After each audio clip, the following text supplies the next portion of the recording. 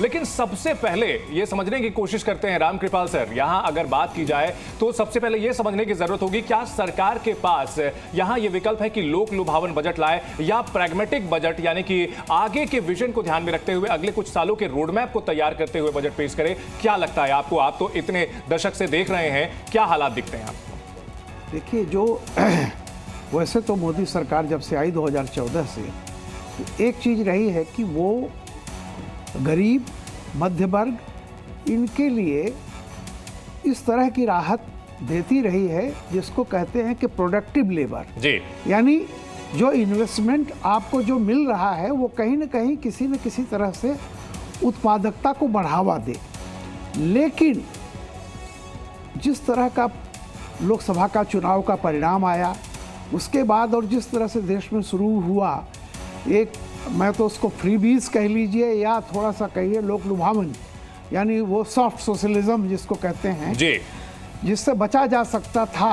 लेकिन मुझे लगता है कि पॉलिटिकल कंपल्सन है जिसपे सारी पॉलिटिकल पार्टीज आज उसी लेवल पर। राशन आप बंद नहीं कर सकते, राशन 5 साल के लिए कंटिन्यू कर दिया गया है, किसानों के लिए आप बढ़ाने के लिए जा रहे हैं, तो ऐसे में वो हेडरूम है क्या सरकार के पास? एक चीज, अब जो कल मोदी जी ने जो बात कही है उससे एक चीज तो लगता है कि मध्य वर्ग, उन्होंने बिल्कुल साफ कहा, गरीब, मध्य वर्ग, यानी दो का फोकस उनको रहेगा जी। अब जी। वो जैसा मैं फिर कहता हूं कि दो तरह की चीज होती है, एक तो मुफ्तिया, एक ऐसा होता है जैसे मनरेगा में इन्होंने किया था कि देंगे लेकिन काम के बदले, और काम ऐसा है कि प्रोडक्टिव लेबर हो उसका, ये नहीं कि गड्ढा खोदो भर दो, ऐसा नहीं है।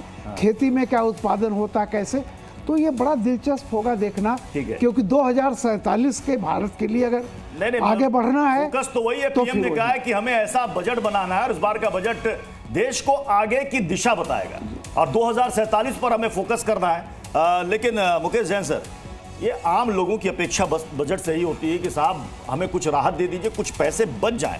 ये पैसे बचेंगे कहां से, जहां से वो अपने लिए कुछ मकान बना पाएगा, बच्चों की पढ़ाई लिखाई के लिए कुछ बचत कर पाएगा, महिलाएं घर में जो राशन का सामान मंगाती हो कहेंगे कि साहब हमारे पास भी एक कोने में तिजोरी में कुछ पैसे हो जो मुसीबत में काम आए। देखिए क्या है, एक कॉन्सेप्ट निकल के आ रहा है, डिस्पोजेबल इनकम। अगर आप इकोनॉमिक सर्वे की बात करें और भी पीछे बात करें तो डिस्पोजेबल इनकम को बढ़ाना है, तो हमें ये समझना होगा कि what is disposable income. Disposable income मतलब आपकी जो टोटल इनकम जिसमें से सारे टैक्स वैक्स रिड्यूस करके जो बैलेंस आपके पास बचता है, यानी कि जिसको आप फ्री है खर्च करने के लिए, उसको बढ़ाने का विचार चल रहा है जी। तो उसको बढ़ाने के लिए आपको कहीं ना कहीं स्लैब में चेंज करना पड़ेगा। जैसे एक नया स्लैब जोड़ा जा सकता है 15 से 20 लाख का, जिसमें 25% कर दें, क्योंकि अभी 4 स्लैब हैं। 3 लाख तक फ्री है, 3 से 7 लाख तक 5% है, 7 लाख से 10 लाख तक 10% है, फिर 15% है, फिर 20% है, फिर 30% है। तो इसके बीच का स्लैब यानी 15 से 20 लाख का स्लैब करेंगे, उसमें 25% का कर सकते हैं। जैन साहब, हर साल बजट से पहले हम लोग इसी तरह बैठ करके उम्मीदें जताते हैं और बजट जब आता है तो उसके बाद हम ये चर्चा करते हैं आखिर हुआ क्या, क्योंकि सरकार की ओर से जो उसमें बदलाव किए जाते हैं, एंड में आप जिस डिस्पोजेबल इनकम की बात कर रहे हैं तो मिडिल क्लास के पास वो डिस्पोजेबल इनकम बचता कहां है? सीधे सीधे क्या इस बार वो डिस्पोजेबल इनकम बढ़ाने को लेकर सरकार कोई फैसला करेगी या फिर कुछ ना कुछ घुमावदार उसमें प्रावधान लाए जा सकते हैं? क्या लगता है आपको? नहीं जी, बिल्कुल सीधा सीधा इस बार क्लियर कट इंडिकेशन है कि डिस्पोजेबल इनकम बढ़ेगी ही बढ़ेगी, इसको बचाया जाएगा ताकि पैसा इकोनॉमी में लाए, जीडीपी ग्रोथ को बढ़ाया जा सके। राजकोषीय घाटे में इतना हेडरूम है, क्या उनके पास स्पेस है, इतनी गुंजाइश है सरकार के खजाने से? सर देखिए, गुंजाइश तो दूसरे तरीके से निकालना पड़ेगा, लेकिन मिडिल क्लास को इस समय बहुत बूस्ट की जरूरत है। अगर आप देखें तो टोटल 8 करोड़ रिटर्न फाइल होती है। मैं चौधरी साहब, मैं आपके पास आ रहा हूं। चौधरी साहब, क्या उम्मीदें हैं इस बार? 6,000 से 12,000 किसान सम्मान निधि, ये कहा जा रहा है कि हो सकता है, कितनी बड़ी राहत लाएगा? भारतीय किसान संघ की जब से स्थापना हुई है तब से हमने ये बात कही है कि उनको इनपुट सब्सिडी कुछ ना कुछ देना पड़ेगी। क्या होता है कि जब उपभोक्ता को सस्ता अनाज मिले, यहाँ तक तो ठीक है, 80 करोड़ लोगों को लगभग हमने खाने की व्यवस्था, वहाँ अनाज बांट रहे हैं, वो भी ठीक है, लेकिन सबसे बड़ी बात यह है कि वो सारा भार किसान के ऊपर आता है। वो यदि गवर्नमेंट, यदि सरकार, केंद्र सरकार यदि वहन करती है वो खर्चा जो पब्लिक वेलफेयर के लिए खर्च किया जा रहा है, तो ये समस्या नहीं आएगी। आज जो एमएसपी की समस्या हम बात करते हैं, चूंकि मैं प्रधानमंत्री हाई लेवल कमेटी का सदस्य हूँ, इसलिए मैं उसके बारे में तो कुछ भी नहीं कहूँगा, लेकिन मैं एक बात जरूर कहना चाहूँगा कि एमएसपी की ज़रूरत ही नहीं पड़ेगी यदि उसका कॉस्ट ऑफ प्रोडक्शन निकल जाए। बाकी चीज़ों का कॉस्ट ऑफ प्रोडक्शन जिस ढंग से निकाला जाता है एग्रीकल्चर के लिए वैसा नहीं है।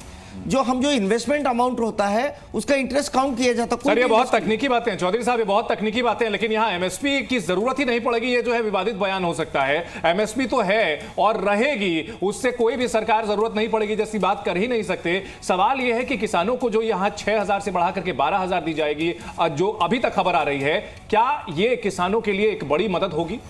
निश्चित रूप से ये सरकार ने पहली बार ऐसा 6,000 की जो राशि रखी है वो निश्चित रूप से बहुत बड़ा, पहली बार बड़ा कदम उठाया है। और यदि उसमें जो 12,000 यदि किया जाता है तो ये किसानों की मांग भी रही है, भारतीय किसान संघ की भी मांग रही है। ये यदि बढ़ता है तो निश्चित रूप से बहुत बड़ा एक लाभ होगा, बहुत बड़े तबके को इसका फायदा मिलेगा। मीनल पाठक भी हमारे साथ जुड़ी हुई है, फिटनेस एक्सपर्ट है। मीनल पाठक जी, प्रधानमंत्री की बातों से संकेत में ये लगा कि नारी शक्ति के लिए इस बार के बजट में बहुत कुछ खास किया जा सकता है। बिल्कुल, आई थिंक एक मिडिल क्लास फैमिली। जी, मैं आपको रोकना चाहूंगा, देखिए तस्वीरें दिखा रहे हैं। इस वक्त वित्त राज्य मंत्री पंकज चौधरी वित्त मंत्रालय पहुंच चुके हैं। ये तस्वीरें भी आपके सामने हम रखते रहेंगे। मीनल जी, अपनी बात पूरी करें।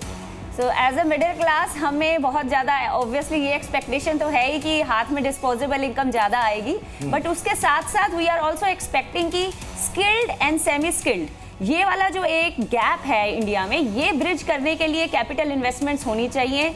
More and more schools and इस एजुकेशन के फील्ड में हमारे पास ऐसा इंफ्रास्ट्रक्चर क्रिएट होना चाहिए कि ये सारे के सारे जो हमारी यूथ निकल के आ रही है ना, वो सिर्फ गवर्नमेंट की जॉब्स पे डिपेंडेंट ना हो, इस बात से डिपेंडेंट ना हो कि हमें वहां से एक नौकरी मिलेगी, वो खुद एंटरप्रेन्योर्स बन पाए। बहुत अच्छी बात, आत्मनिर्भर। बिल्कुल, बहुत अच्छी बात कही है मीनल जी आपने। और निश्चित तौर पर विजन 2047 की जब हम बात करते हैं भारत को विकसित राज्य बनाने के लिए, तो नौकरियों के बजाय एंटरप्रेन्योरशिप पर फोकस जरूर करना पड़ेगा।